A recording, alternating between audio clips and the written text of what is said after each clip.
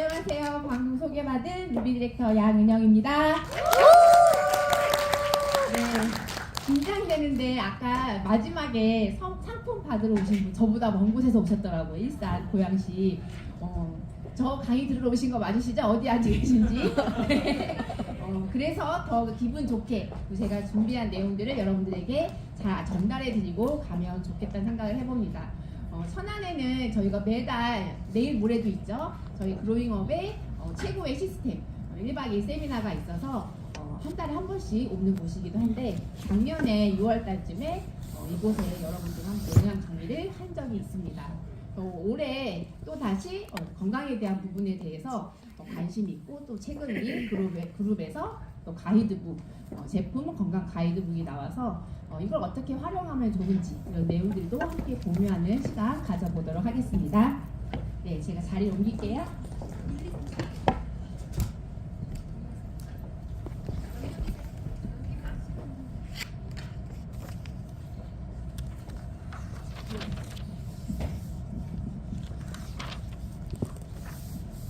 네, 저희 이제 유산화 비즈니스를 오래 하고 계신 분들도 계시고 또 오늘 처음 오신 분들도 계실 텐데 기존에 많은 분들이 알고 계셨던 우리가 왜 살아가는 데 있어서 세포 영양이 중요하고 이런 부분들은 많이 아셨을 것 같습니다. 자습서에 나와 있는 내용과 함께 또 최근에 우리는 어떠한 트렌드로 건강 관리를 해야 되는지에 대한 이슈들을 중점적으로 해서 오늘 강의를 이어나가려고 합니다. 첫 번째는 키워드로 알아보는 건강 관리예요. 제 목소리 잘 들리시나요? 네, 저는 잘 안 들리는 것 같아요. 네, 우리 첫 번째 건강 키워드는 건강이 위해서는 밥이 보약이다라는 이야기예요. 여러분들이 자라면서 가장 많이 들었을 법한 그리고 오늘 아침에도 내 자녀들에게 우리 부모님들에게 식사를 하셨는지 안녕하세요라는 인사말로 우리 한국인들은 식사하셨어요? 밥 드셨어요? 라는 말들을 많이 합니다. 그래서 밥이 보약이라는 명제가 형성되어져 있는데 여러분들에게는 밥이 보약이 되고 있는 게 맞으신가요? 어떠세요? 여러분들 오늘 아침 식사 드셨을 때 보약이셨나요? 뉴트리밀 안 드셨어요? 안 드셨군요. 네.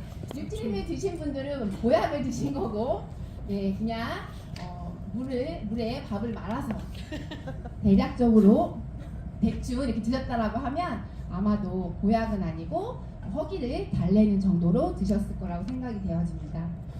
밥이 보약이라는 이 말이 나온 건 우리 생명체, 사람을 포함한 모든 생명체는 살아내기 위해서 에너지가 필요해요. 생명 에너지라고 하는데 그 에너지의 주 재료가 바로 밥, 음식이기 때문이에요.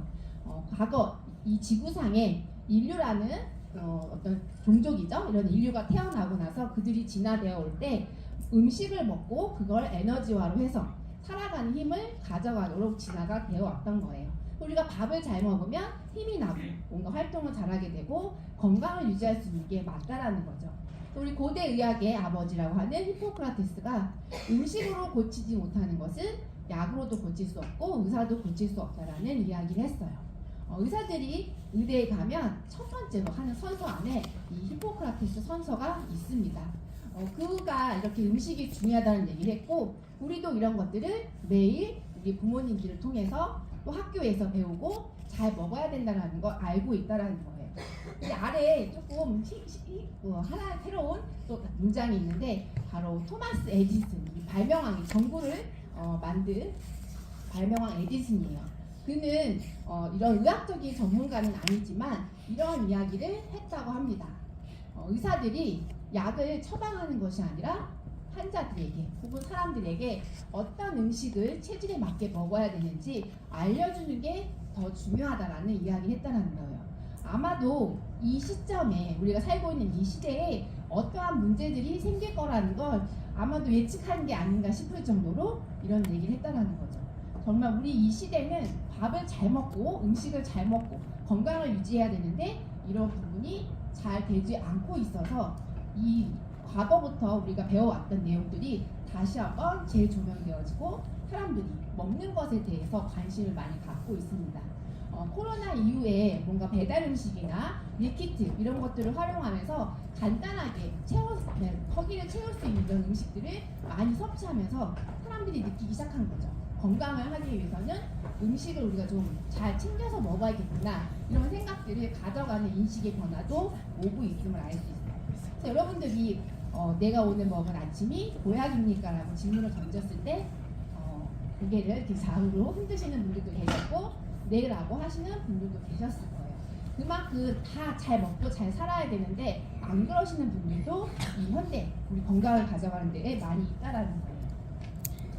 또 다른 이런 음식이 충분하지 못하고 먹거리가 제대로 되어 있지 못함으로 인해서 우리에게 오는 또 다른 키워드는 바로 짧은 삶, 긴 죽음입니다. 평균 수명이 늘고 기대 수명이 늘었으면 우리가 오래오래 살아갈 수 있는데 왜 삶이 짧고 죽음이 길까?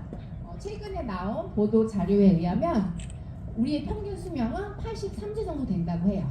그런데 건강 수명은 66세라고 합니다. 그럼 그 17년의 차이 동안 우리는 건강한 상태가 아니고 아파가면서 그 시간을 노후의 시간들을 보내간다는 거죠. 근데 최근에는 바로 가속 노화라는 단어가 이슈가 되어지고 있어요. 가속 노화가 뭘까? 노화를 재촉한다라는 거죠. 보통 우리 정년퇴직을 할 때 신체 활동 능력이 떨어지고 노쇠해지니까 집에서 이제 편하게 쉬세요. 젊은 분들한테 일자리를 양보하세요. 그래서 정년이라는 게 생긴 거잖아요. 근데 그 신체적인 나이와 숫자의 나이가 똑같아지는 그런 시점에서 우리가 은퇴를 하고 노년 단계에 들어서는 게 아니라 3, 40대에도 이미 많은 사람들이 나이는 30살이고 40살이지만 몸은 이미 60세, 70세의 신체 나이를 갖고 있는 사람들이 매우 많다라는 거예요. 여러분들 노년내과라고 따로 진료 과목이 분리가 돼서 치료를 받는 사람들이 있다는 거 알고 계셨나요? 이 노년내과에는 우리 지금 다 젊으셔서 우리들은 갈 수가 없어요. 75세 이상이신 분들이 10가지 이상의 약을 섭취하고 계시면 이 노년내과에 가셔서 진료를 받으실 수 있는 거예요. 대표적으로 유명하신 분이 그 아산병원의 정의연이라는 박사님이 요즘 이슈가 되셔서 뉴스에도 나오시고 또 그 유재석이 하는 유키즈 온 더 블럭인가 그런 프로그램에서 이 노년기에 어떤 건강 관리에 대한 부분도 말씀하셨지만 그분이 중요하게 얘기한 건 이 노년이라는 시기가 훨씬 앞당겨졌다. 30세, 40살부터 이미 신체 나이는 노년기에 들어서고 있다는 얘기를 해주고 있습니다. 그러면서 노화의 파도가 우리에게 찾아오는 시점이 있는데 그게 바로 34세, 60세, 78세라고 해요. 어떻게 딱 34, 60, 78을 하지? 우리 폭풍 성장기는 돌 전후에서 그리고 사춘기가 되면 아이들의 키가 많이 큰다는 걸 교육을 통해서 또 내 자녀를 키우면서 경험을 해보셨을 거예요. 근데 이 의학계에서는 노화에 대한 연구가 한참 되면서 과연 언제부터 사람들이 나이 들기 시작할까? 그래서 신체 나이와 이 현재 숫자 나이가 다른 분들을 대상으로 오랜 시간 동안 연구 결과를 한 거예요. 그랬더니 평균 34세가 되면 체중 증가가 되면서 대사성 질환이 늘어나는 거죠. 고혈압, 당뇨, 고지혈증 같은 질병이 늘어나고 그거에 관한 약물들을 드시는 분들이 늘어나고 있다는 거죠. 그리고 60세가 되면 심혈관 질환이 굉장히 급속도로 늘어나고 혈액 검사를 하면 그거와 관련된 물질들이 증가되어짐을 관찰할 수 있다는 거죠. 78세가 되면 인지 능력 그리고 근육 감소. 요즘 우리 단백질을 충분히 드셔서 근육을 보존해야 된다는 얘기를 많이 들으셨을 텐데 이 모든 것이 관여가 되어졌다는 거죠. 점차 이런 34세, 60세, 78세가 되기 전에 나의 노화는 조금씩 되어지고 있었지만 이 시점에 확 드러나는 어떤 질병적으로나 신체 나이의 변화가 오고 있다는 거예요. 그래서 그 박사님이 이런 얘기를 했어요.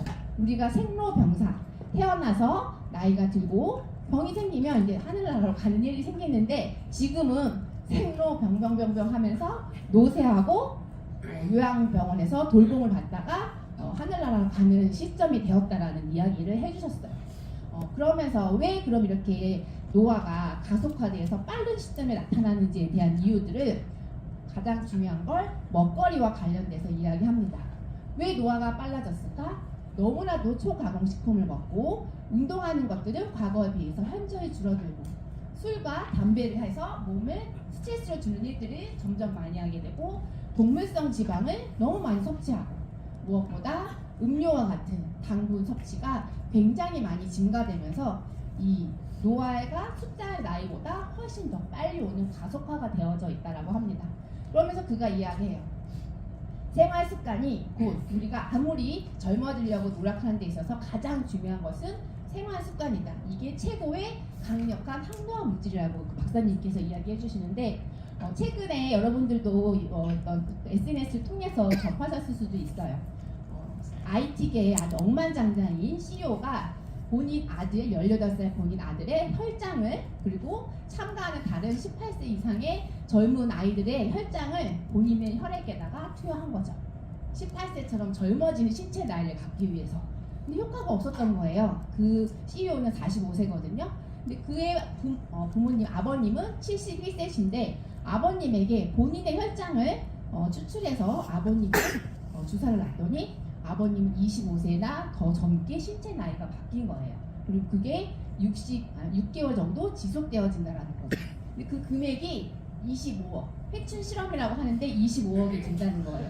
이분은 억만장자니까 모든 지원자를 받고 본인의 혈장을 다 빼서 부모님에게도 드리고 최고의 효도라고 할 수도 있지만 계속적으로 하고 있다는 거죠. 아직 이게 과연 사람들을 더 젊게 신체 나이를 젊게 할 수 있는 최고의 방법인지에 대한 것들은 전문가들은 옳다 그르다 판단할 수 없다라고 얘기하지만 많은 사람들이 더 젊어지고 싶고 건강해지고 싶어 하는 부분에 대해서는 열망이 굉장히 크다라는 거예요.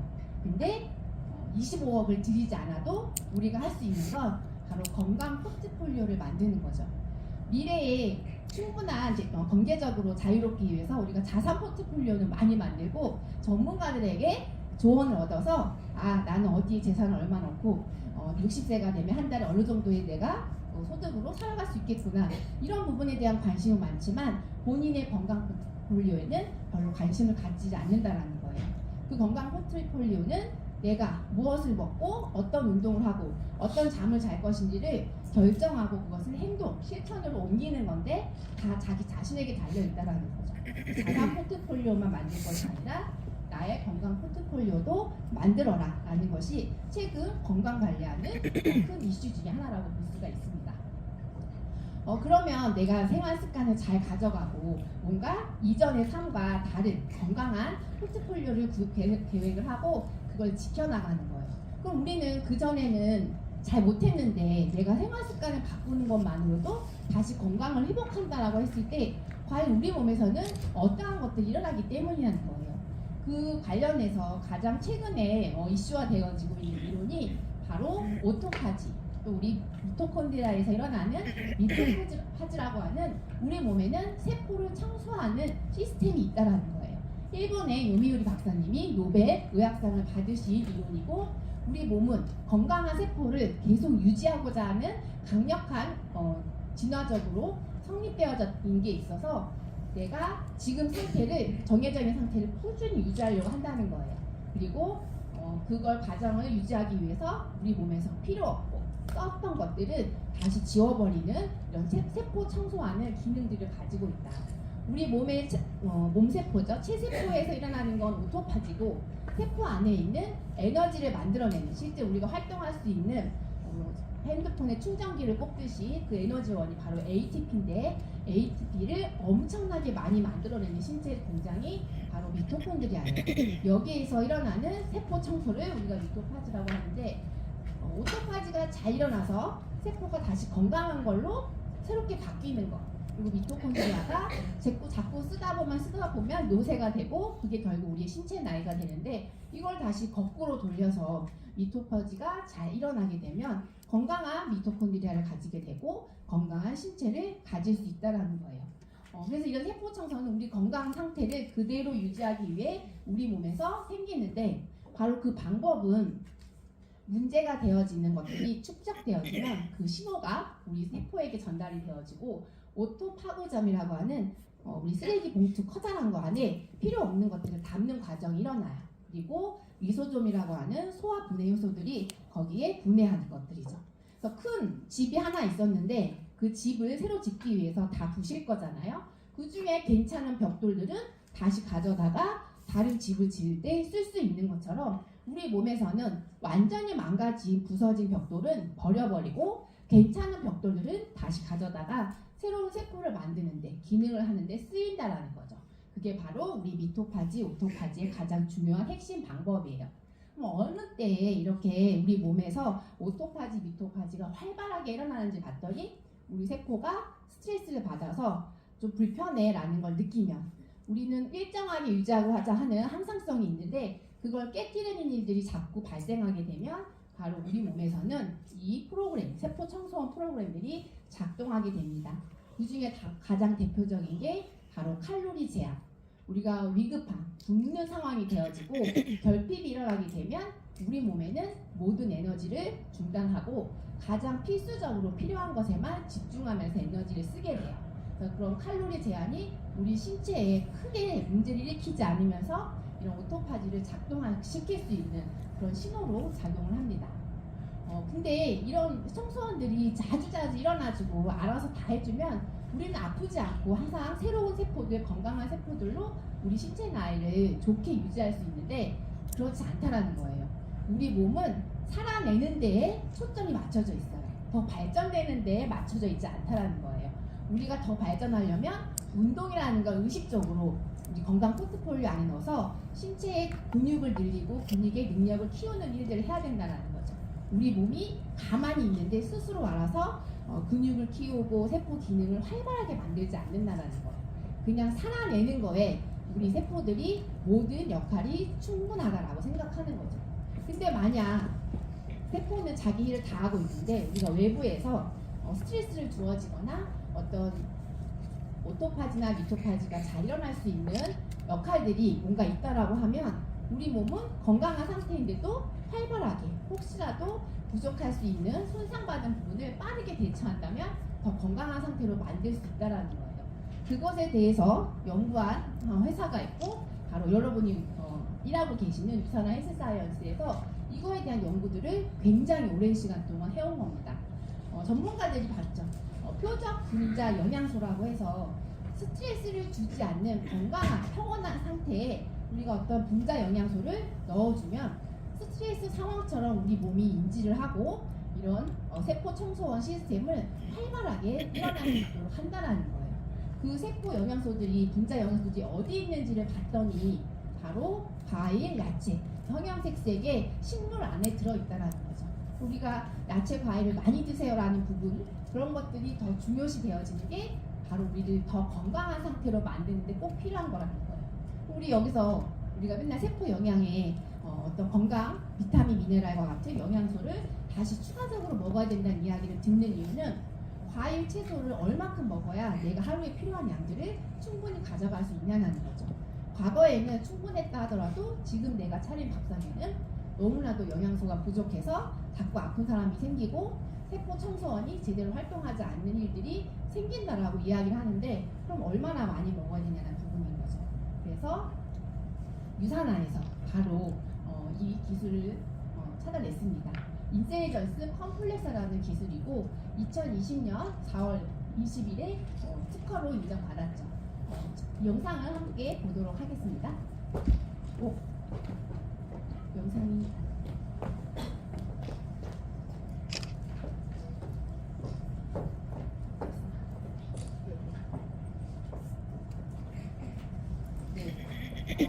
이 영상은 저도 2016년에 미국 컨벤션 장소에 갔었고 그곳에서 실제 제가 촬영한 건 아니지만 실제 저도 저 모습을 봤습니다.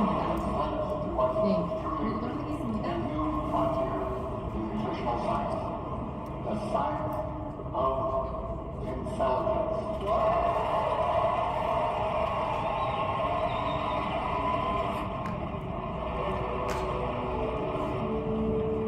네, 2016년도에 유산화가 오랜 연구 끝에 발표한 인셀리전스 기술이라는 거예요. 이 인셀리전스가 우리 몸 안에서 어떠한 역할을 하는지 그 과정을 설명해주고 있는데 퍼포먼스로 이루어지고 있습니다. 이제 우리가 생각하는 인셀리전스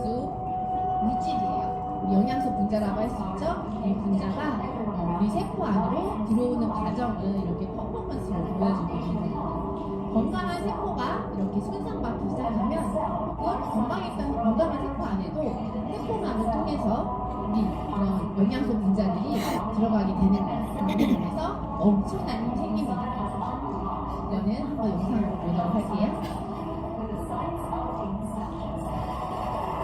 네.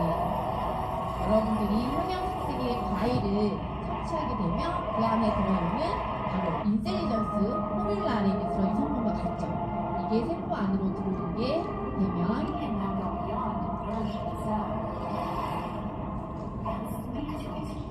네, 앞서 말씀드렸던 세포 청소원, 미토파지, 오토파지가 강력하게 활발하게 작동하기 시작합니다. 그 과정은 이 인텔리전스 포뮬러가 세포 안으로 들어가게 되면 세포 내에는 우리 mTOR, NRF2라는 전사 물질들이 있어요. 유전자를 발현시키는 물질인데 그들이 세포 사이에 있다가 핵 안으로 들어가는 거예요. 근데 그 안에서 엄청나게 세포를 재생시키고 손상된 것을 복귀하고 다시 활력 있는 에너지를 만들어내는 그 힘을 찾도록 하는 여러 가지 유전 물질들이 발현을 시작하는 거예요. 우리가 어떤 영양제를 통해서 이 몸 안에 활력을 주는 것보다 우리 몸 자체에서 만들어내는 이런 강력한 항산화 물질들이 훨씬 더 큰 역할을 한다라는 부분이죠. 바로 인텔리전스 그 포뮬러가 특허를 받은 이유가 바로 건강한 세포에서도 뭔가 자극을 줬을 때 스트레스는 아니지만 그 몸을 스트레스 상황인 것처럼 인지하고 건강을 유지하기 위한 여러 가지 유전자를 발현시킬 수 있다는 거예요. 실제 우리 의학에서도 이런 원리를 많이 활용을 합니다. 예를 들면 여러분들이 허리 디스크가 생겨서 한의원에 가시면 침을 맞는데 그 침 중에 우리 봉침이라고 들어보셨을 거예요. 벌에서 추출한 성분인데 우리 피부에 닿으면 염증 반응을 일으키는 거죠. 허리 부분에 그 봉침 성분을 넣게 되면 우리 몸의 면역 세포들이 그쪽으로 다 총집합을 하는 거예요. 여기에 문제가 생겼으니까 다른 데 있던 아이들 다 불러 모아서 빠르게 그쪽의 염증을 개선시키고 효과를 보이게 하기 위한 방법인 거거든요. 또 피부과도 마찬가지. 여러분들이 레이저를 쏘고 뭔가 피부를 재생시키기 위한 여러 가지 시술들을 받으실 때도 피부에 인위적으로 스트레스를 주면 그 스트레스 된 것을 손상받은 것을 복귀하기 위한 우리 몸의 작용들이 자발적으로 일어나는 거예요. 그걸 이용해서 결국은 스트레스를 주는 건 돈을 내고 스트레스를 일부러 갖다 주고 다시 되살리는 건 우리 몸 스스로가 한다라는 거예요. 근데 유산화 인텔리전스는 같은 원리이지만 세포에게 진짜 피해를 준다거나 하는 것이 아니라 더 건강을 유지하는 영양뿐만 아니라 다시 세포 청소원, 오토파지, 미토파지와 세포를 다시 재생시키려고 하는 힘을 굉장히 키워주는 거죠. 결국은 우리가 면역력을 높이려고 그렇게 노력하는 이 부분이 바로 인텔리전스 포뮬라를 통해서 우리가 얻어갈 수 있는 건강이라고 할 수가 있습니다. 또 하나는 여러분들이 많은 건강 상담을 하시거나 또는 나의 불편함이 왔을 때 생각할 수 있는 또 다른 키워드 하나는 바로 항상성이에요. 우리는 지금 내가 유전적인 걸로 암호화돼서 하나의 사람으로 태어났을 때 내가 가지고 있는 유전 암호의 상태에 따라서 몸무게는 키는 어느 정도로 유지를 하고 우리 몸의 호르몬 정도는 어떻게 분비하고가 다 세팅이 되어져 있어요. 그걸 딱 세팅이 정해지면 그 상태에서 벗어나는 걸 싫어해요. 그걸 그대로 유지하려고 하는 게 우리 세포가 살아가는 가장 중요한 핵심이거든요. 바로 항상성입니다. 뭔가 불편함이 생기면 다시 균형을 찾으려고 하는 우리 몸의 노력들이 계속 일어나는 거예요. 살이 쪘을 때, 일시적으로 살이 쪘을 때는 다시 회복하는 일이 생기는데 1년, 2년, 3년, 4년 계속 그 몸무게 상태가 유지되어지면 돌아가려고 하는 힘이 잃어버린 거죠. 그때는 다시 세팅 값이 재설정이 되어지는 거예요. 우리 몸은 반복되어지는 환경에 익숙해지려는 성향들을 가지고 있어서 내가 어떠한 셋 포인트를 가져갈 거냐, 이게 굉장히 건강을 척도할 수 있는 중요한 부분이라고 할 수가 있습니다. 그럼 우리 몸을 건강을 가져가는 데 있어서 항상성이 어디에서 주 기능들을 발휘하는지 보면 대표적으로 다음 12가지로 정리할 수가 있습니다. 산소와 탄소가스, 우리가 폐에서 그리고 세포 안에서 탄소와 이산화탄소가 이렇게 교차가 일어나면서 우리의 건강, 호흡 기능을 하게 되는데 여러분들이 산소야 많이 들어와야 한다고 해서 많이 들어오시나요? 내 의지대로 되는 것이 아니라 우리 몸에 있는 시스템이 스스로 알아서 산소가 부족하면 더 하품을 하거나 산소를 더 많이 마시기 위한 행동들이 변화가 일어나는 거예요. 그래서 산소 분압을 맞추고 또 이산화탄소가 이런 것들이 너무 많이 배출되어졌는데 몸 밖으로 가지 않으면 또 그런 부분에 대한 변화들을 우리 몸에서 가져가는 거예요. 그리고 산알칼리, 우리 산성, 몸은 속은 약알칼리성, 피부는 약산성을 유지했을 때 가장 건강한 상태라고 이야기하는데 그럼 pH를 조절하는 것 또한 우리 몸에서 항상성으로 가져가는 거예요. 그래서 만약에 내가 고기나 어떤 그 몸을 산성화로 만들 수 있는 그런 물질들을 많이 먹으면 우리 몸에서는 그걸 중화시키는 게 칼슘이에요. 내가 음식으로 칼슘을 충분히 먹지 않았다라고 하면 뼈에서 칼슘을 빼다가 이 중화시키기 위한 노력들을 할 거예요. 결국 결과 남는 건 골다공증이라는 뼈에 칼슘이 빠져나가는 일들이 생기는 거죠. 항상성을 유지하기 위해서 우리 몸은 뼈를 지킬 것인가 아니면 체액의 pH를 맞출 것인가라는 걸 고민을 해서 어떤 게 내 몸을 건강하게 하는데 더 유익할까라는 걸 판단을 한다는 거예요. 결국 우리 몸에서 일어나는 모든 활동들은 항상성을 가져가기 위한 기본 원칙하에 이루어질 수 있다라는 거죠. 예를 들면 체온 조절 너무 잘 아실 거예요. 내가 일부러 하지 않아도 우리 몸에서는 추우면 몸을 덜덜덜 떨게 하고 더우면 몸을 이렇게 이완시키고 땀이 나게 해서 체온을 떨어뜨리는 일을 해요. 근데 이런 걸 과연 누가 조절하냐는 거죠. 땀아 나라가 아니고 근육과 수축 이완을 해서 에너지를 발산해가 아니고 우리 몸 스스로가 다양한 호르몬 서로 신호 전달을 하면서 이루어지고 있다라는 거예요. 가장 대표적으로 우리 항상성과 관련돼서 너무나도 중요한 게 바로 호르몬입니다. 이 호르몬은 만들어지고 쓰인 다음에 없어져야 하는데 안 나오거나 혹은 쓰고 나서 없어지지 않았을 경우에 우리의 항상성을 깨뜨리면서 질병과 직결되어지는 문제가 있죠. 뇌하수체라는 뇌에서 분비해라는 신호가 나오면 각각의 신체 기관에서 필요한 호르몬들이 나오기 시작해요. 그리고 그들이 작용하는 신체로 이동을 해서 일을 하게 되는데 요즘은 갑상선에 결절이 있거나 물혹이 있거나 하면 그냥 제거하세요라는 일들을 많이 합니다. 그럼 그 갑상선에서 이 갑상샘에서 갑상선과 부갑상선 호르몬이 나오게 되는데 이들이 가장 중요하게 하는 거 항상성 중에서 칼슘 농도를 통해 체액을 유지하고 우리 혈중에 1%의 칼슘 농도를 맞추기 위한 노력들을 이 호르몬에 의해서 조절을 해야지는데 잘 분비가 되어지지 않으면 어떡할까요? 만약에 부갑상선 호르몬이 잘 나오지 않으면 칼슘이 계속 뼈에서 나올 거고 신장을 통해서 배출되어지면서 신장에 결석이 생기고 배출되지 않은 칼슘들은 악성 칼슘이라는 이름으로 우리 근육 조직에, 관절 조직에, 여기저기 조직에 쌓이면서 심각한 통증을 유발하는 일이 생깁니다. 결국 우리 몸은 자연스럽게 건강을 유지하기 위한 상황으로 매일 일을 하고 있는데 뭔가 하나에서 에러가 생기면 그 항상성이 깨지고 서로 복합적으로 연결돼서 우리 건강을 유지하는데 방해를 많이 주고 있다는 것을 이해할 수가 있습니다. 또 하나 우리 가장 최근에 이런 항상성 유지와 관련돼서 중요한 부분이 바로 뇌와 장 사이의 관계예요. 마이크로바이옴 많이 들어보셨을 텐데 과거에는 뇌가 우리 몸의 신체의 모든 활동을 조절한다. 여기가 우리 브레인 파워라는 말을 많이 하잖아요. 그래서 여기서 모든 걸 관리한다라고 생각했는데 알고 봤더니 뇌를 조절하는 또 다른 물질이 있다라는 거예요. 그게 바로 장 속에 있는 우리 몸에 함께 살고 있는 미생물 분질이고 그들이 뇌와 서로 소통을 하면서 통신을 주고받으면서 조절을 하더라.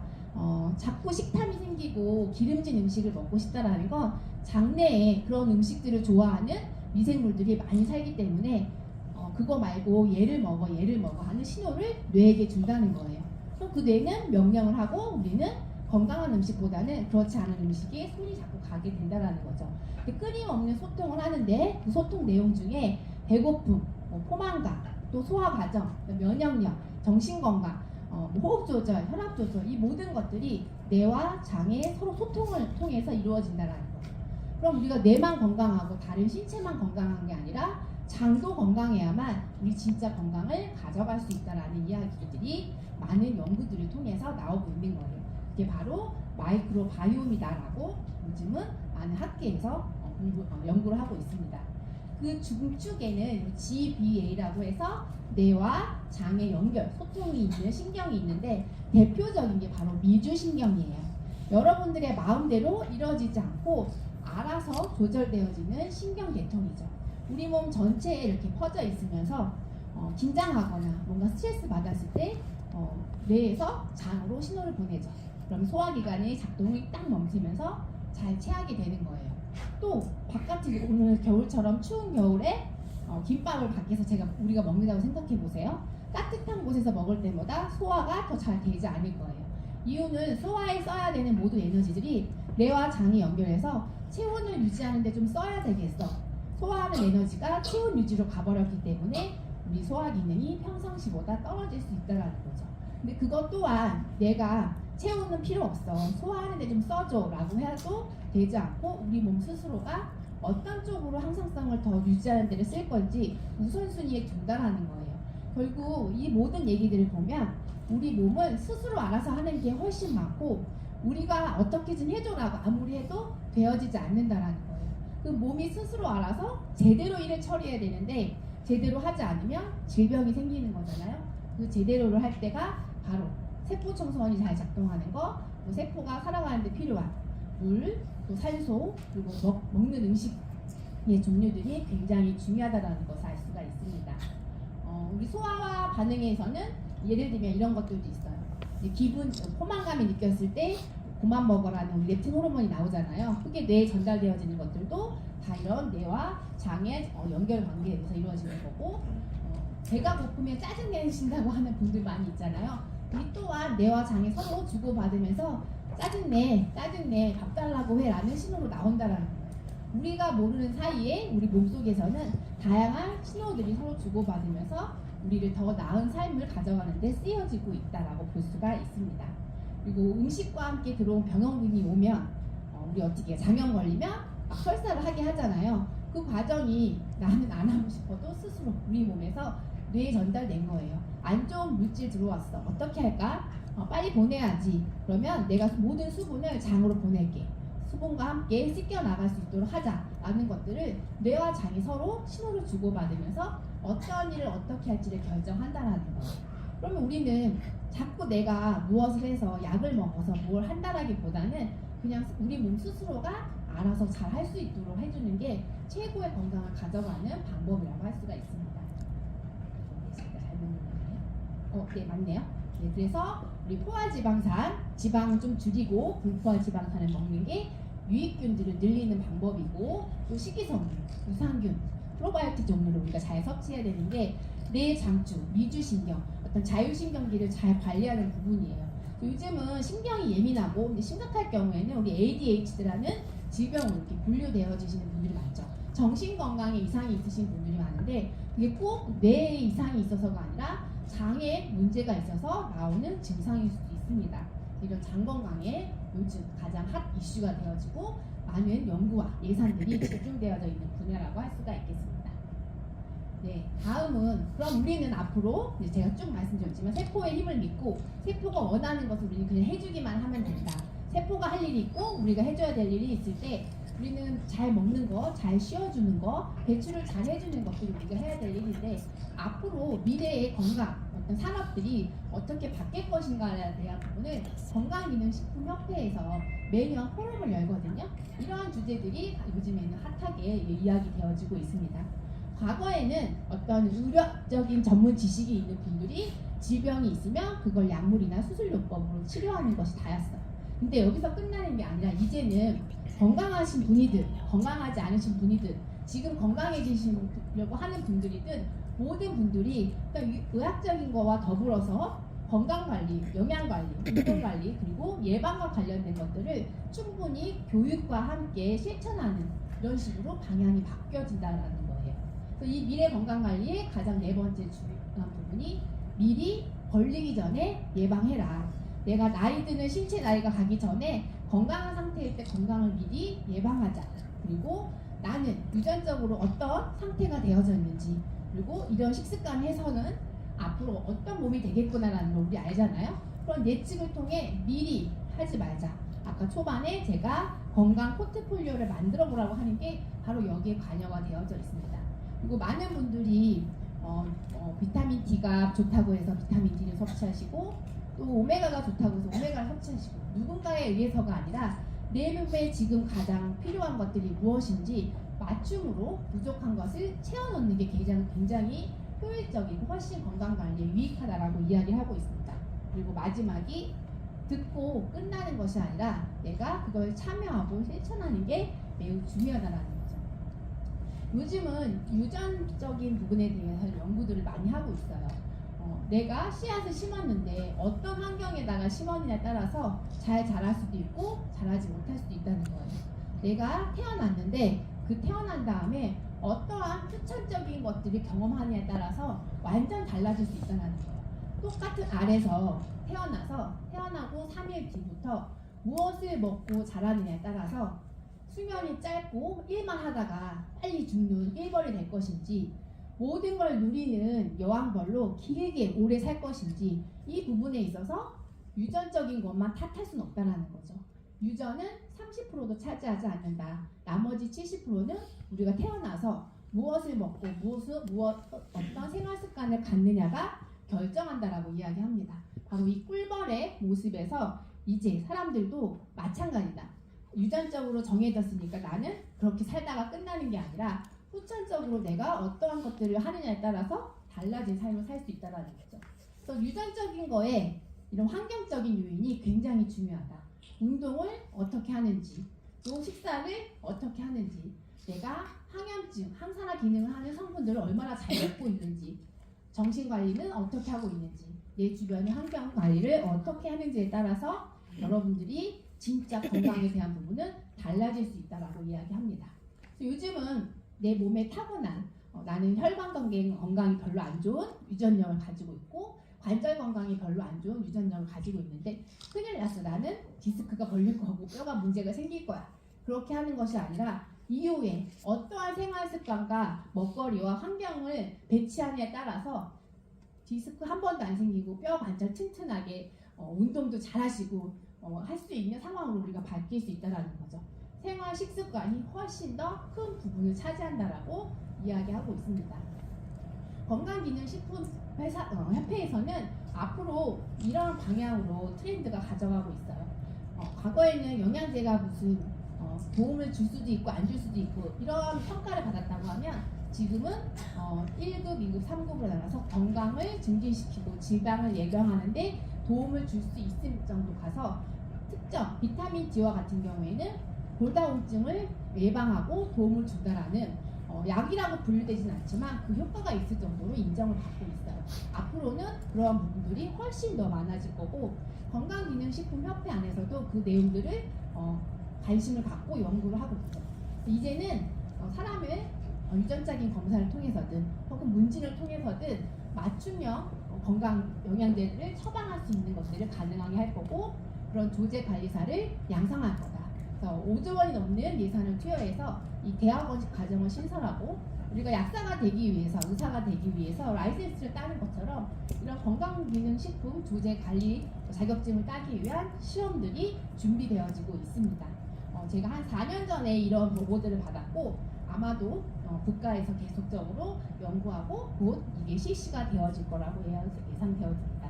결국 우리 현대인들의 건강이 과거와 다르게 그냥 유지가 되는 거지 살다 보면 건강해지는 거지 아픈 건 유전적으로 타고나서 그분이 약해서 아픈 거지라가 아니라 우리가 환경을 어떻게 만들어주느냐에 따라서 건강한 상태가 갈 수도 있고 그렇지 않을 수도 있다는 거예요. 근데 이 유전적인 부분에 후천적으로 우리가 무엇을 하느냐가 굉장히 중요한 한 사례를 제가 들은 적이 있는데 저희 후배가 유전자 검사하는 연구소에서 일을 하는 거예요. 근데 어떤 아기가 돌쯤 됐는데 열이 자주 나고 설사를 많이 하고 자꾸 아픈 거죠. 병원을 갔는데 의사 선생님이 어떤 데서도 이유를 찾지 못하니까 유전자 검사를 한번 해보자고 제안을 했고 검사를 했더니 엄마의 모유를 먹으면 거기서 분해되지 않는 물질이 생기고 그게 알러지 반응처럼 일으켜서 설사도 하고 우리가 알러지 증상이라서 열나고 막 발진나고 하는 것들이 아이한테 계속 일어났던 거예요. 그럼 그 아이는 큰일 났다 이제 모두 먹을 수가 없겠구나가 아니고 모유만 안 먹으면 정상인하고 똑같은 삶을 살 수가 있는 거예요. 만약 그 사실을 몰랐다라고 하면 그 아이는 평생 모유를 먹는 동안은 그런 불편함을 겪을 수가 있고 그 이후의 삶이 어떻게 됐을지 아무도 모른다라는 거죠. 이런 유전자 검사가 어떤 부분에서는 굉장히 중요한 팩트를 제공하기 때문에 지금 현재 우리나라에서는 정해져 있는 의사의 어떤 그 진료가 없이 받을 수 있는 건강 유전자 검사는 12가지로 되어져 있지만 전 세계적인 어떤 트렌드를 보게 되면 암이라든가 여러 가지 의학적인 건강과 관련되어져 있는 좀 위중한 그런 질병에 대해서도 검사할 수 있는 그런 시간들이 올 거라 생각합니다. 그 이유는 어떤 데이터들을 축적되면서 유전자 검사가 어느 부분에서는 건강을 삶을 위해 꼭 필요하다는 것을 이런 전문가들도 알고 있고 악용되지만 않는다고 하면 우리 살아가는 데 있어서 이런 유전자 검사도 굉장히 필요하다는 것을 알 수가 있습니다. 12가지 검사를 통해 우리는 우리 몸 건강 상태 이런 것들을 알고 있지만 사실 혈액 검사를 통해서도 알 수 있는 부분이 많아요. 근데 우리는 이것보다 더 심각해질 수 있는 이런 질병들에 대해 내가 앞으로 어떤 영양소가 부족한 건지 어떤 관리를 해야 되는지에 대한 부분을 점차적으로 어떤 과학의 발달과 국가에서 제도를 변화시키면서 이루어질 거라고 생각이 되어집니다. 지금 시범 사업으로 되어지고 있는데 일부 품목에 대해서는 이렇게 사람들이 유전자 검사를 하고 내가 타고날 때 어떤 부분이 부족한지 그리고 식습관과 생활습관을 추천해주고 식습관만으로 부족한 것은 추가적인 건강기능식품을 이렇게 처방할 수 있는 일들이 시범 사업으로 운영되어지고 있고 이게 점차적으로 훨씬 더 확장되어질 예정입니다.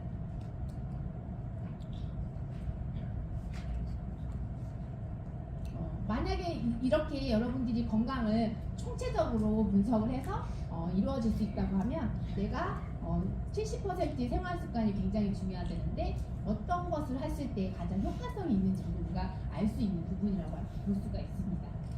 건강은 우리가 살아가는 라이프 스타일에 의해서 관련이 되어져 있는데 일하는 스타일, 잠자는 스타일, 노는 스타일, 그리고 먹는 스타일 일하는 것도 너무 과로해서 안 되고 여러분 다 아시죠? 그리고 잠자는 것도 충분히 요즘은 잠에 투자를 안 하셔서 어떤 일 항상성 유지에 불편함들을 가져가시고 있는데 이런 부분들 근데 가장 중요한 우리가 해낼 수 있는 가장 중요하고 이런 건강을 직결적으로 할 수 있는 게 바로 이 먹는 스타일인 거죠.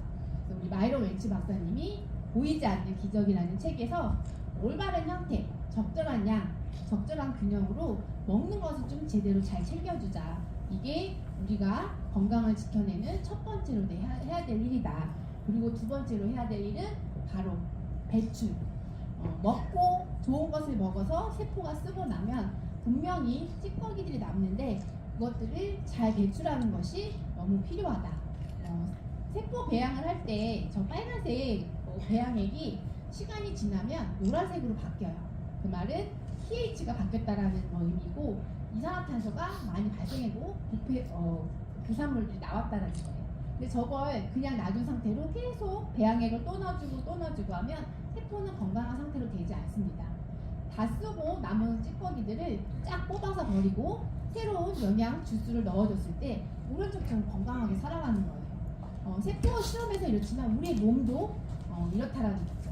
몸에 쓰인 찌꺼기들을 잘 배출하고 오토파지나 미토파지처럼 그런 것들이 잘 활발하게 이루어져서 필요 없는 것들을 잘 제거하고 다시 세포가 에너지를 얻어서 생활할 수 있도록 영양을 채워주는 것 이게 우리가 진짜 건강을 가져가는 가장 핵심 방법이라고 할 수 있습니다. 건강을 가져가는 데 있어서 무엇이 중요하고 무엇이 중요하지 않은 것은 없는 것 같아요. 웬치 박사님께서 이 세포 영양이 얼마나 중요한지를 수십 년간 연구하셨고 그 세포 영양을 충분히 넣어주고 이후에 이미 내 몸에 생겼던 불편들이 있잖아요. 이것을 빠르게 회복시키기 위해 필요한 것이 바로 인텔리전스 플러스라는 스포 기술을 개발한 거죠. 우리가 매일 먹고 쓰고 하는 이런 것들에 뉴트리션이라는 좋은 영양이라는 것들이 함께 채워졌을 때 더 큰 건강한 삶을 가져갈 수 있다는 것을 말씀드리고 싶습니다. 네, 첫 번째 파트에 우리 키워드로 보는 건강 관리는 여기까지 강의가 준비되었고요. 혹시 질문 있으실까요? 이 파트 1에 대해서? 네. 네. 잘 이해가 안 되신 거죠? 저는 쉬운 내용이라고 준비해왔는데 혹시 어렵게 느껴지셨다면 그러네요. 네. 넘어갈까요? 네네네. 오토파지를 최장기간으로 가져갈 수 있는 게 한계 같은 게 있는 건지, 원하면 엄청나게 길게 가져도 상관없고.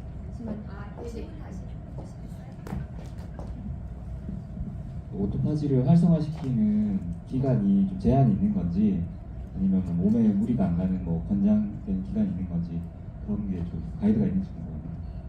만약에 우리가 오토파지를 활성시키는데 스트레스를 외부에서 진짜 나쁜 스트레스 주는 거죠. 신체적인 스트레스를 주고 혹 칼로리 제한이 엄청 큰 스트레스라고 했잖아요. 그걸 주면서는 장기적으로 할 수가 없죠. 계속 우리가 굶주리거나 뭔가 불편한 상황이 되면 세포가 항상성을 유지하기 위해서 에너지를 이쪽으로 가고 쓰다가 에이 모르겠다 될 대로 되라고 놔버리는 게 질병으로 나타나는 거거든요.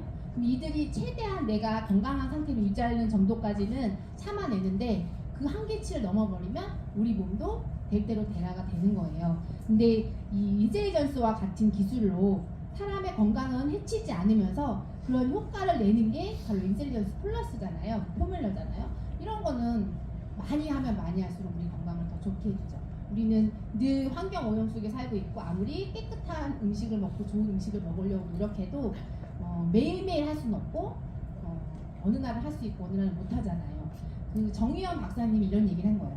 내가 오늘은 너무 좋은 것들을 많이 했는데 내일은 좀 쉬고 싶다. 그래서 안 좋은 걸 좀 먹으면 젊어졌던 나의 노화 속도, 늦춰졌던 나의 노화 속도가 이날 망가진 스타일에 의해서 다시 원상복귀 되는 거예요. 내가 2년을 단축시켰는데 조금 아차하는 순간 다시 2년이 원상복귀가 되더라는 거죠. 우리 몸은 늘 그때그때 순식간에 왔다 갔다 변화될 수 있는데 건강해지고 웬만한 자극에도 흔들림이 없을 정도의 항상성이 단단하게 될 때까지는 꾸준히 부족한 영양을 채워주고 건강하지 못한 것을 건강하게 만들어 놓는 게 필요한 거죠. 그래서 이런 몸에 피해를 주지 않는 스트레스는 오래 지속될수록 우리 건강을 유지하는 거죠. 그래서 특허를 받은 거죠.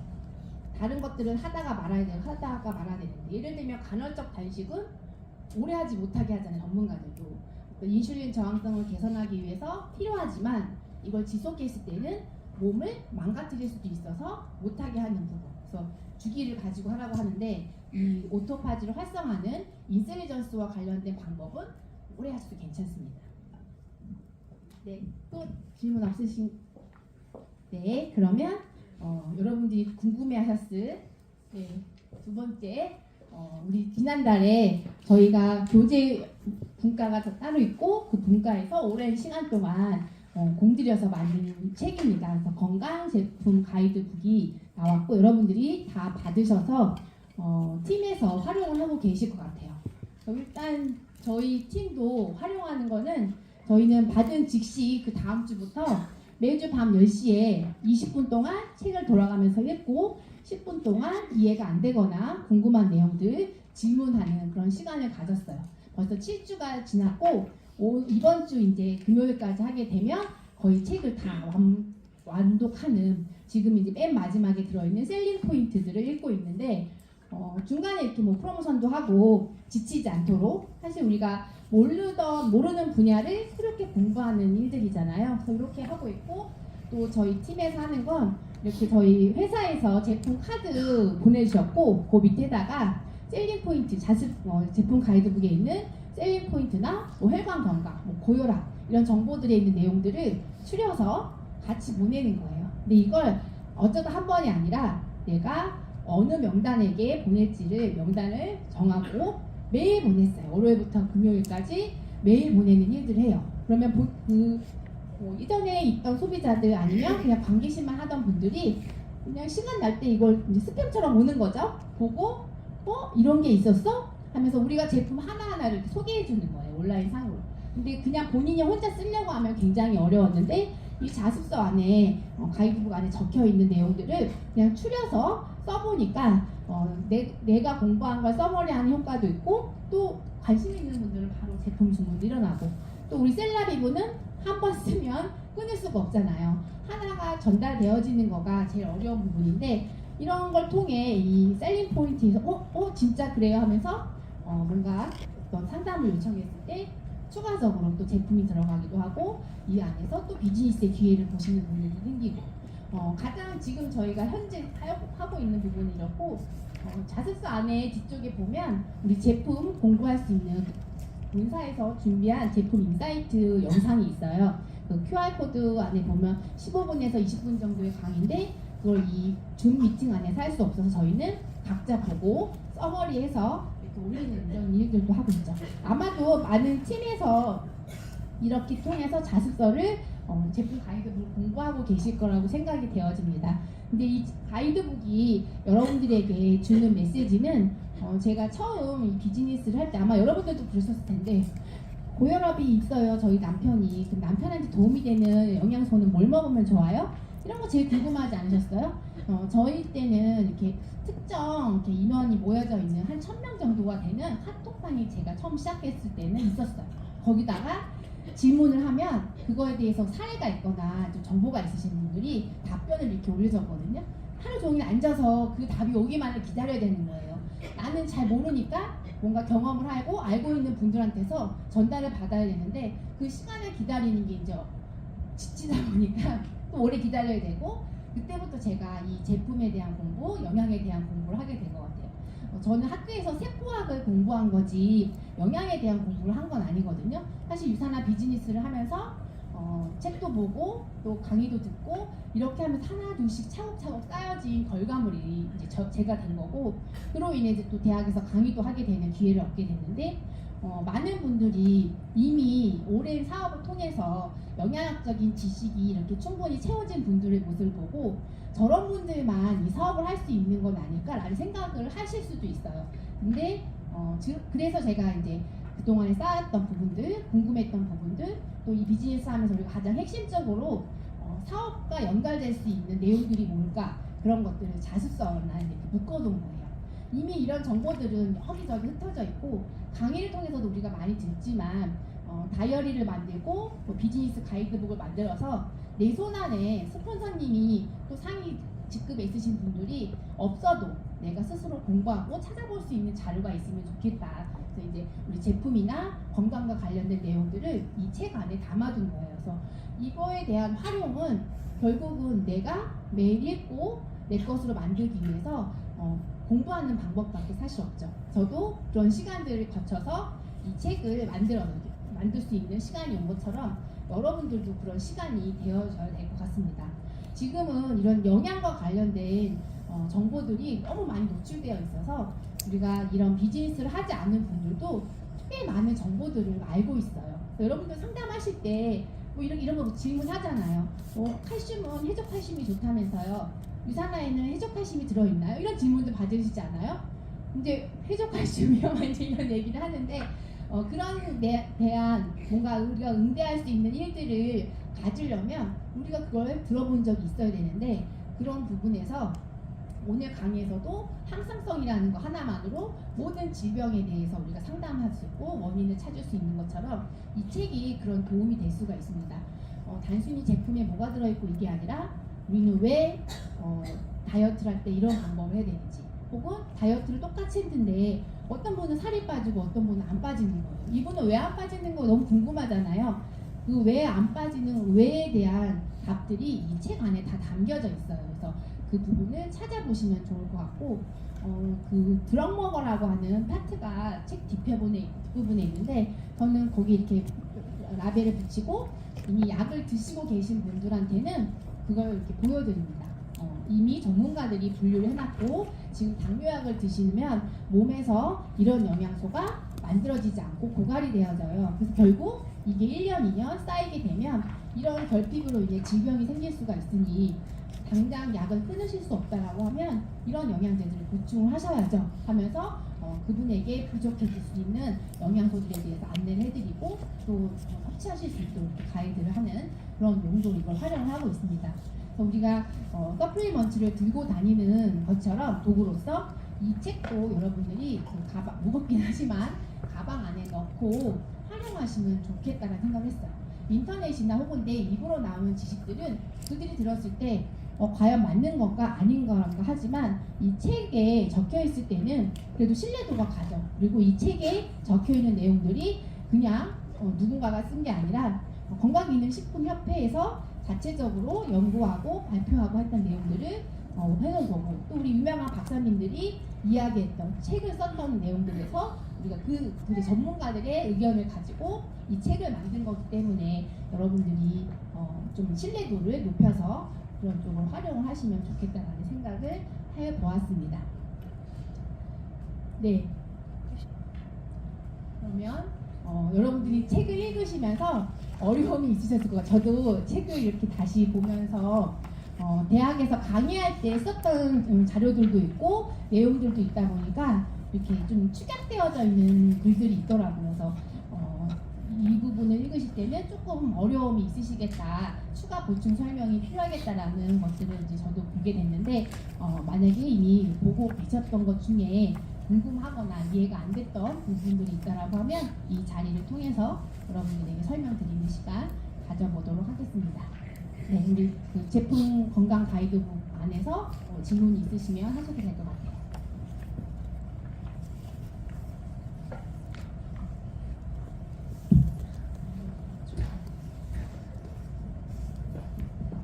다 읽어보신 거죠? 네. 네. 저는 아까 강의해주신 거 자료 보다가 그 유전적 검사했을 때 결핍되는 부분들 항목을 보는데 거기에 아르가닌 수치도 있었던 것 같아요. 그리고 요즘에 굉장히 여러 사람, 그러니까 광고에서도 아르가닌을 많이 선전을 하고 하는데, 그래서 이제 아르가닌에 대해서 물어보시는 분들이 굉장히 많거든요. 네. 그 너네 영양제는 아르가닌이 있냐 없냐 뭐 이렇게 하는데, 그런 것들을 어떻게 저희가 설명을 해주고 어떤 영양제로 대처를 해서 말씀드리면 좋을지 궁금합니다. 네, 그 아르기닌은 우리가 알고 있는 아미노산 종류 중에 하나죠. 그러니까 단백질을 우리가 먹으면 짧게 하나하나의 단위로 우리가 탄수화물 먹으면 채소 단위 포도당으로 잘라지는 것처럼 단백질도 이 20개의 아미노산이 막 뒤엉켜 있다가 그 결합들이 잘라지면서 하나하나 나눠지는 거예요. 그 중에 나온 아르기닌이 이런 혈관 건강에 도움을 주는 거죠. 혈압 조절에도 도움을 준다라고 하고 또 근육 형성에도 도움을 준다고 하고 여러 가지 역할들이 나오면서 그 부분에 맞는 것들을 마케팅해서 아르기닌 이렇게 섭취하라고 이야기하거든요. 근데 이 영양학적으로 전체 통체적으로 우리 몸을 보는 분들은 하나만 섭취하라는 얘기를 하지 않아요. 예를 들면 콜라겐이 엄청 중요하게 이슈화가 돼서 콜라겐 했는데 콜라겐은 이렇게 합성된 상태로 우리 근육이든 결합조직이든 여기에 쌓여졌을 때 역할을 하는 거지, 우리가 이걸 먹으면 세포로 바로 들어가는 게 아니라 또 6개의 그 콜라겐을 구성하는 아미노산이 하나하나 쪼개지고 장으로 흡수된 다음에 세포 안에서 다시 그게 재구성이 돼서 콜라겐이 만들어지는 거거든요. 근데 아무리 그 콜라겐 6개로 구성되어지는 그 콜라겐을 펩타이드 형태로 먹는다고 해서 어떤 분은 효과를 받고 어떤 분은 효과를 보지 못하고 하는 이유들이 그런 거예요. 그래서 아르기닌도 내가 지금 굉장히 몸이 안 좋은 상태에서 걔만 조금 먹어서 걔만 이렇게 집중적으로 좀 더 플러스를 해서 먹는다라고 하면 단백질을 먹고 거기에 플러스로 아르기닌을 일시적으로 먹는 게 좋은데, 만약에 단백질과 아르기닌을 계속 너무 좋다고 하니까 1년, 2년, 3년, 4년 계속 먹으면 단백질의 균형이 맞지 않고 아까 말씀드렸던 우리 몸을 항상성으로 가져간다고 했잖아요. 그거의 균형이 깨지는 거예요. 그래서 약도 일시적으로 필요할 때 응급 상황일 우리가 먹는데 그걸 10년, 20년 계속 먹었을 때는 부작용이 축적되어지고 우리 몸의 항상성이 깨지면서 원하지 않는 방향으로 흘러가듯이 그런 특정한 단백질에 대한 것도 식품이긴 하지만 하나만 많이 들어갔을 때는 그 구조를 만들거나 단백질이 기능하는데 장기적으로 봤을 때는 좋지 않다라고 이야기하고 있습니다. 그래서 전체를 보라고 이제 이야기해 주시면 좋을 것 같고, 네, 선생님. 고시형과 개별 인정형을 같이 설명해 주시면 좋을 것 같습니다, 교수님. 네네. 네. 그거는 아르기닌은 개별 인정형 네. 잉여이고 유산화에서 추구하는 것은 고시형이라는 것을 의미를 좀 알려주시면 네. 감사하겠습니다. 네네.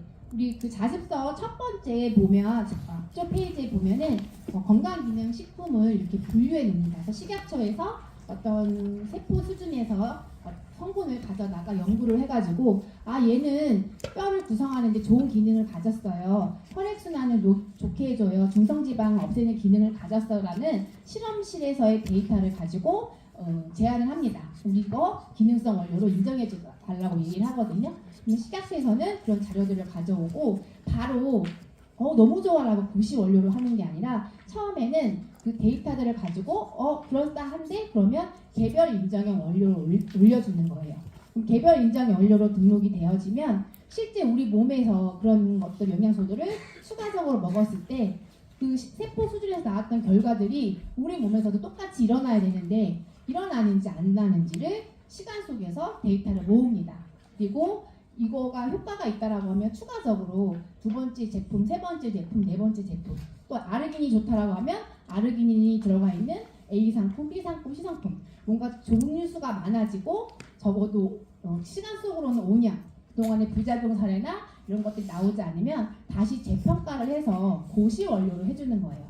결국 개별 인정형 원료는 효과가 있을 수도 있고 없을 수도 있는 부분이고 고시 원료는 데이터도 축적되고 실제 우리가 먹으면서 저절로 임상 실험이 된 거죠. 사람한테 효과가 있는지 없는지 그런 부분에서 우리가 좀 더 효능에 대해서는 믿고 섭취할 수 있는 게 고시 원료라고 보실 수가 있으면 좋겠어요. 제가 이런 공부를 하면서 유산화의 원료들을 쫙 봤을 때 놀라운 부분이 확실한 고시 원료로 이미 인정받은 재료들만 가지고 상품을 만들었다는 거예요. 근데 기존에 많은 회사들은 요즘 뭐 논이가 유행하면 논이와 관련된 제품들을 후루 만들고 또 뭐가 유행하면 그런 것들을 막 만들고 크릴 오일 갑자기 뭐 제품을 막 만들다가 알고 봤더니 효능 하나도 없대요. 싹 사라지고 그런 믿을 수 없는 영양제들이나 제품에 우리 몸을 어떤 마루타처럼 실험 대상으로 삼을 수는 없는 거죠. 그래서 저는 고객들 만날 때 꼭 그 얘기해요. 적어도 새로운 유행하는 뭔가 새로운 신제품이 나왔다라고 하면 새로운 영양소가 나왔다고 하면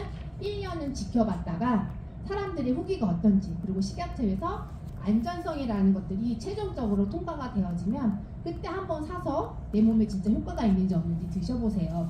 그 전에 광고에서 좋다고 한다고 막 사서 드시면 안 됩니다라는 얘기를 해요. 그리고 크릴오일, 뭐 콜라겐 이런 종류의 제품들이 붐처럼 확 올라왔을 때 그 사례들을 이야기해드리죠. 정말 순식간에 다 사라졌잖아요. 그리고 오히려 발암물질도 막 들어있고 그런 부분들에 대한 예시들을 같이 하는데 그래서 우리 L-아르기닌도 그렇고 개별 인정형이 훨씬 많아요. 고시 원료는 97종이에요. 그 중에 23개가 우리가 비타민, 미네랄로 알려져 있는 일반 영양소 원료이고 나머지 60여 종류만 고시 원료거든요. 글루코사민 이런 것들은 다 고시 원료입니다. 근데 뭐 초록잎, 홍합 추출물 뭐 이런 거 있잖아요. 같은 관절이어도 뭐 MVP 이런 것들은 개별 인정형 원료예요. 그래서 많은 회사들이 어떻게 건강기능식품 인증 마크를 받냐면 개별 인정형 원료가 조금 들어있어도 그 마크는 받아요. 근데 거기에 다른 것들을 넣죠. 그래서 원료가 인정받지 않은 다른 원료를 넣고 그걸 다른 뭐 비타민 C만 들어가도 다른 게 주 원료인데 비타민 C 소량만 들어가도 건강 인증 마크를 받을 수 있거든요. 그래서 없는 것보다는 마크가 있는 게 좋지만 마크가 있다고 해서 다 우리가 효과가 있고 믿을 수 있는 제품은 아니라는 거. 그리고 또 가이드북에 있지만 우리 제조사 어디서 제조가 되어졌고 수입은 어떻게 됐고 그 과정들 원료는 어디서 얻어온 건지를 우리가 명확히 알아야 되는데 그런 부분에 대해서 모르고 사람들이 하는 말에서만 집중을 한다는 거죠. 제가 지난주 미팅을 가는데 네 분이 옆 테이블에서 이렇게 얘기를 하고 계시는 거예요. 저분들은 어떤 분들일까 해서 얘기를 이제 기다리는 동안 귀를 기울였는데 타 회사에 네트워크 마케팅 하시는 건강기능식품 하시는 분이었고 세 분이 이제 이미 사업을 하시는 분인 것 같고 한 분의 소비자가 오신 거예요. 네, 그 포도당과 관련된 이런 제품을 만드는 회사였거든요. 제가 이렇게 얘기를 듣는데 꽤 영양 정보가 엄청 높으신 거예요. 맞는 얘기 맞는데 여러분들도 다 아실 수 있고 다 하실 수 있는 그런 이야기들을 하시는 거예요. 근데 중간중간 삐삐 에러되는 얘기를 하는 거죠. 우리가 특허를 만들었어. 특허 받은 거야. 막 이러면서 세계 최초야 이런 이야기를 하시는데 그 듣는 분들은 이렇게 듣는 거예요. 그래서 제가 이거는 아닌데 저분은 이분이 말하는 것만 믿고 세 분이서 맞아 나도 몰랐는데 찾아보니까 그랬어라고 하니까 이분은 찾아볼 생각도 안 하시는 거죠. 어쩌면 우리도 처음에는 날 소개해 주신 분이 믿을 만한 지인이기 때문에 그들의 말을 믿을 수 있지만 사실 내 몸속에 들어가는 부분에 대해서는 아무리 지인이고 믿을 만한 사람이어도 내가 알아보고 찾아봐야 된다는 거예요. 그래서 제가 많은 정보들이 있어서 유산화가 이렇게 쫙 놓고 어떤 걸 우리가 먹었을 때 진짜 건강을 가져갈 거라고 얘기해봐 그러면 다 그럴싸한 얘기를 한다라는 거죠. 근데 그들이 그럴싸한 얘기를 할 수 없는 게 바로 앞서 말씀드렸던 인텔리전스 기술이에요. 그건 누구도 따라올 수 없는 부분이고 다른 회사들이 아무리 똑같은 원리 예를 들면 피부과도 그렇고 봉침도 그렇고 다 비슷한 원리이지만 우리 몸에 건강을 유익하지 않으면 스트레스를 받게 하는 거잖아요. 근데 유산화의 인텔리전스는 스트레스 하나도 안 주고 건강을 증진시키면서 플러스로 우리 몸의 세포 청소까지 해주는 거니까 이런 부분에 대해서 여러분이 정확하게 인지를 하고 딱 알려주셨으면 좋겠어요. 그래서 그 영상에서 그 인텔리전스 포뮬러가 몸 안으로 들어가서 에너지가 팡 터지는 그 세포의 모습을 상상하시면서 그 부분을 좀 열정적으로 전하시면 무조건 다른 거 다 똑같아도 얘 때문에 내가 이거 선택해야겠어라는 마음을 가지실 수 있도록 우리 뉴트리션을 좀 많이 얘기하시면 좋을 것 같습니다. 네. 얼마 전에 기사를 하나 본 게 있는데 그 오메가3가 건강에 좋다고 알려져 있는데 네네네. 저도 본 것 근데 같아요. 그 기사에 미국 그 전문가들이 효과가 없다고 어떻게 그걸 먹을 필요가 없다 이런 말이 있더라고요. 기사가 네네. 떠서요. 맞아요. 그 저희 남편이 오메가 안 먹어도 된다고 오메가 하지 말라고 막 이렇게 하던데 네네. 맞아요. 물론 상반된 의견도 있다고는 이제 들었거든요. 그럼 그거에 대해서는 저는 그래서 우리 전문가라는 타이틀이 앞에 있는 분들은 진짜 말을 똑바로 해야 된다고 저는 생각을 합니다. 진짜. 왜냐면 내가 공부를 많이 한 분야에 대해서는 내가 많이 알고 있으니까 옳고 그름을 판단할 수 있는데 그렇지 않은 부분에서는 이분이 이쪽 분야의 전문가래요 라고 하면 그분의 말을 100은 아니어도 8, 90은 하잖아요. 내가 아는 언니는 전문가 아닌데 그분이 얘기하는 것보다는 전문가라는 타이틀을 가지고 있는 분이 하는 말을 더 믿을 수밖에 없어요. 근데 영양제를 먹어야 되냐 안 먹어야 되는 것부터 비타민C가 효과가 있느냐 없느냐 글루코사민이 효과가 있느냐 없느냐 엄청나게 많은 논란이 있어요. 근데 그들도 다 앞에는 무슨 전문가라고 붙어 있거든요. 그러면 결국은 10명이 말했으면 그 중에 과반수 이상이 얘기하는 것들이 우리가 따라가는 게 맞다라는 거죠. 우리가 일반인이고 뭔가 판단의 기준이 명확하지 않은 비전문인이라고 하면 10명 중에 6, 7, 8명이 선택하는 쪽으로 가라. 어떤 수술을 해야 되는 상황에서도 이런 얘기하죠. 내가 A병원을 갔는데 하래. B병원은 하지 말래. C병원 하래. D병원 하지 말래. 마지막 5번째 갔더니 하래 라고 했을 때는 하는 방향, 하지 말래 그러면 하지 않는 방향으로 하는 게 맞다라는 거예요. 의사들도 다 똑같이 배웠는데 그들이 갖고 있는 기본 철학과 개념들이 있어서 다 플러스 가미가 되어져요. 그냥 내가 보고 듣고 경험하고 실험한 그것만 가지고 하는 게 아니고 주변에 많은 것들이 결부돼서 자기의 생각과 함께 전달되어지기 때문에 한 사람의 의견만 믿을 수는 없다. 근데 오메가3는 처음 발견됐을 때부터 그 에스키모인들, 에스키모라고 해야 되나? 북극에 계신 분이 뭐라고 해야 되죠? 그분들이 도대체 맨날 그 표범 물개인가요? 그거를 잡아먹는데 그런 저걸 동물성을 먹는데 왜 혈중에 중성지방도 없고 혈액이 저렇게 깨끗해? 출발이 거기거든요. 봤더니 그 안에는 오메가3가 많이 들어있더라. 얘네들이 혈액 순환을 잘하게 해주더라. 우리가 이걸 먹으면 건강해지겠지 하고 먹어봤더니 효과가 있어서 몇십 년 동안 지금 계속 먹고 있는 거잖아요. 거의 4, 50년이 흘렀거든요. 4, 50년에 이런 사람들이 경험한 사례들은 완전 무시가 되고 갑자기 오메가3 효과가 없다라고 얘기하면 우리는 4, 50년에 축적된 데이터를 믿을 것인가 지금 그분이 하는 걸 믿을 것인가 메타 연구라고 하는데 박사들도 본인의 이론과 맞는 데이터들만 뽑아다가 논문을 첨부해서 결론을 맺는 거거든요. 그래서 그걸 우리가 뭐 믿어라 말아라가 아니라 조금 이렇게 비판적인 시각으로 볼 필요가 있고 오메가3는 아직까지는 더 많은 전문가들이 먹는 게 유익하다. 그래서 지금은 거의 기초 영양제 수준으로 와 있잖아요. 식습관이 많이 바뀌었기 때문에. 그리고 내가 그 뭐 잘 먹어, 막 등푸른 생선도 잘 먹고, 뭐 견과류도 잘 먹고, 우리 오메가 3를 충분히 내가 먹고 있다라고 하면 영양제로 다시 보충하지 않아도 되죠. 그런데 아무리 봐도 뭘 봐도 너무 부족한 게 많으니까 드시는 게 훨씬 유익하다라고 할 수가 있겠습니다. 네.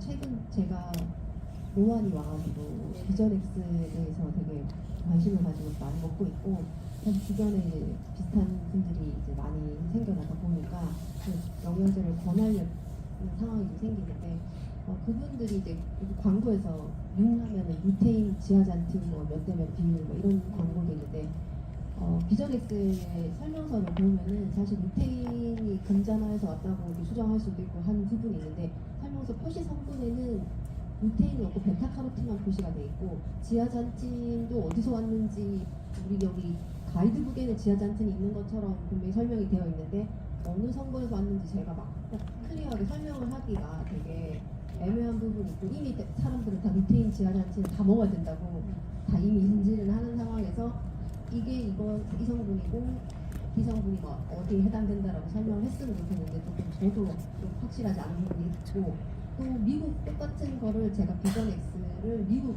그 유산화 라벨을 검색을 해서 찾아봤더니 거기엔 또 루테인 성분이 표시가 또 되어 있더라고요. 근데 우리나라에는 표시가 안 된 이유가 따로 있는지. 그 표기법은 나라마다 정한 각 나라의 식약처가 있잖아요. 그 정한 표기법은 달라요. 근데 우리나라에서는 식물에서 추출한 거는 추출물의 형태로 표기하게 되어 있어요. 그럼 이제 금잔화를 이렇게 건조시켜서 거기 이제 물질들을 뽑아냈을 거 아니에요. 근데 그걸 명확하게 구분해서 루테인은 뭐 3mg이 들어있고 제아잔틴은 5mg이 들어있고, 이걸 완벽하게 분석해서 쓰지 않고 추출물의 형태로 적는 거예요. 그래서 표기법 자체가. 근데 만약에 이렇게 화학식으로 이름이 뭐 베타카로틴이든 뭐 이렇게 딱딱딱 적혀져 있다라고 하는 건, 내가 얘를 그 순수하게 베타카로틴만 분리해 놓은, 천연에서 뽑았던, 합성을 했던 그것만 뽑아내서 이 원료 자체를 여기다 포함시킨 경우에는 이 베타카로틴 통 안에서 베타카로틴만 여기다 넣어서 합친 거잖아요. 그럼 걔를 적을 수가 있죠. 근데 유산화는 이 루테인, 그 제아잔틴 이런 것들이 금잔화 추출물에서 5mg, 뭐 10mg 이렇게 총체적으로 가져온 거고, 그 안에 들어있는 성분들이 이렇게 들어있는 거죠. 예를 들면 포도씨 추출물이 되어 있는데 거기에 에스베라토롤이 몇 그램 들어있고 뭐 안토시아닌이 몇 그램이라고 표시되어 있지 않잖아요. 근데 미국은 또 미국법 자체에서 이렇게 또 표기하라고 되어 있기 때문에 그걸 명시하는 거고, 한국은 이제 추출물 형태로 되어 있는데 많은 분들이 그래서 몇 밀리그램 이런 거 얘기하실 수 있어요. 근데 저는 그 얘기하거든요. 이 컴퓨터 많이 하시는 분들이 이제 눈이 많이 이제 안구건조증이나 이런 게 생겨서 영양제를 많이 찾는데, 그분들이 자기 입으로 얘기했어요. 자기가 눈 때문에 5만 종류 회사의 루테인을 다 먹어봤는데 유산화의 비전엑스가 가장 으뜸이다. 몸으로 느끼는 게 가장 으뜸이라는 건 루테인이라고 했는데, 거기에 5mg 써 있었다고 하지만 실제 다른 회사 제품에는 5가 들어있는지 3이 들어있는지 명확하지 않다는 거예요. 근데 유산화는 눈에 효과가 나올 수 있는 만큼의 함량을 넣어놨다라니까 실제 우리 몸에서는 나오는 거거든요. 그래서 그 표기법의 차이이고, 그걸 우리도 이제 뭐 미국 본사에 얘기해서 한국에 들어오는 제품에는 얼마큼씩 들어있습니다라고 질문을 하셔도 돼요. 그러면 개인적으로는 그게 명확하게 구분이 되어 있다라고 하면 회사에서 답변을 줍니다. 근데 이제 그렇지 않고 한국 들어가는 만들 때는 그냥 이렇게 통째로 집어넣어서 몇 밀리그램이라고 얘기할 수 없습니다라고 할 때는 그냥 추출물의 형태로 되어 있는 거죠. 그래서 그냥 그 부분에 대해서는 우리 표기법이, 나라 표기법이 이렇고 먹어본 분들이 이렇게 얘기한다라고 좀 얘기해 주시면 좋을 것 같습니다. 또 있으실까요? 다들 공부를 많이 하시고 계신 것 같습니다. 네, 그러면 오늘 강의는 여기서 마치도록 하겠습니다. 감사합니다.